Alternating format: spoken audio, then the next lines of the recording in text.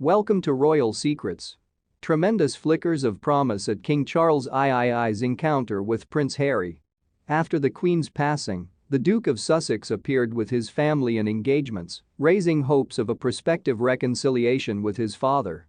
According to reports, King Charles III saw flickers of hope to reconcile with Prince Harry over the previous 2 weeks as the royal family gathered to pay tribute to Queen Elizabeth II after her passing.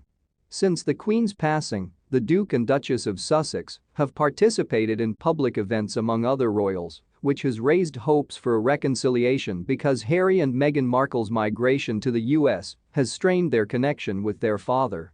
According to a royal insider, the king continues to love both of his children. There have been great flickers of hope over the past 16 days or so, they continued. There is hope for a reason for togetherness in the future. Although the Duke of Sussex has moved up from 6th to 5th in line to the throne, his titles have not changed, and he is still too far down the line of succession to ever be expected to be king. After Harry and Meghan stepped down from their roles as working royals in 2020, it seemed that they spent time cultivating their relationship with the Queen. However, there have been issues in their relationship with Charles and William. Charles has the option of inviting Harry and Meghan to return as part-time working royals if he so chooses as the new head of the Windsor family. Meghan publicly singled out the Duchess of Cambridge for reportedly making her cry in the lead-up to the wedding. In a more recent interview, Meghan made news for her comments that forgiving takes a lot of effort and that she can say anything. Prior to their resignation as active royals, Meghan claimed that she and Harry were upsetting the dynamic of the hierarchy just by existing, she stated. Harry appeared to issue a subliminal warning to those closest to the Queen during an interview with NBC's Today Show while in The Hague for the Invictus Games earlier this year. He said he wanted to make sure his grandmother was protected and had the right people around her. He did not clarify on whether he was referring to royal aides or members of his family, but it is likely that his remarks furthered the divide between him and his father, the Prince of Wales, and brother, the Duke of Cambridge, as well as confused palace staff.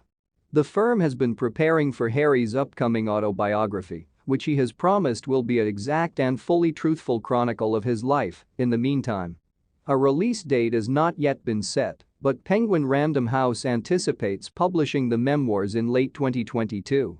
In the royal household, there will be worry that the Duke may discuss his falling out with William, his rocky friendship with Charles, his opinion of his stepmother, the Duchess of Cornwall, and the unsettling effects of Megxit. The Queen invited Harry and Meghan to Balmoral, but they declined to go to Ibiza, raising concerns.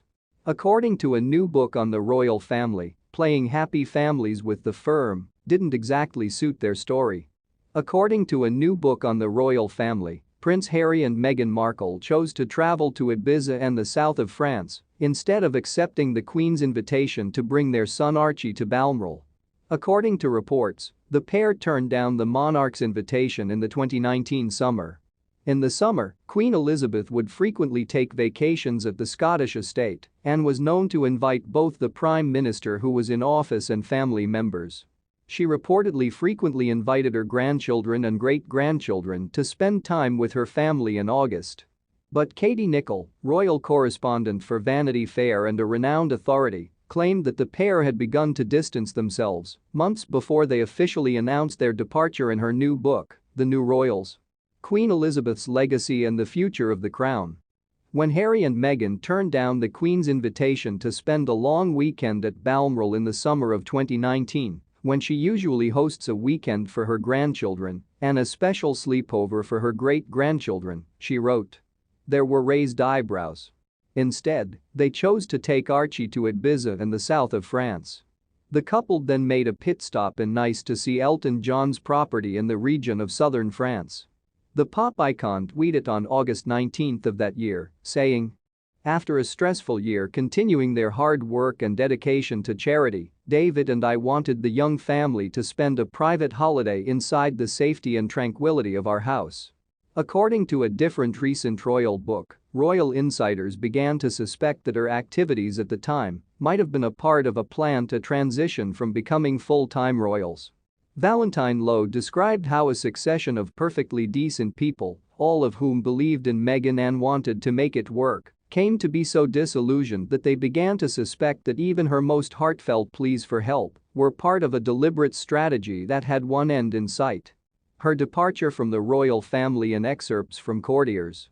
The hidden power behind the crown that were serialized in the Times.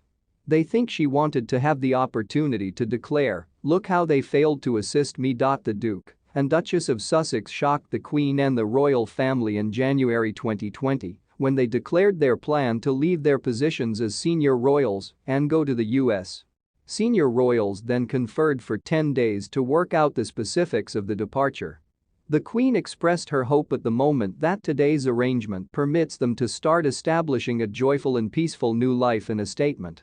However, Ms. Nicholl asserts that the late Queen was devastated to learn that they desired to renounce their regal positions. She was deeply offended and told me, "I don't know, I don't care, and I don't want to think about it anymore," according to a source cited in her book. The Sussexes attended several events during the period of national grief that preceded the Queen's state burial last week, standing at the side of the other members of the royal family. On the day the Queen's passing was announced, the pair was in London as part of a tour of Europe. After extending their stay until the funeral, they left for California.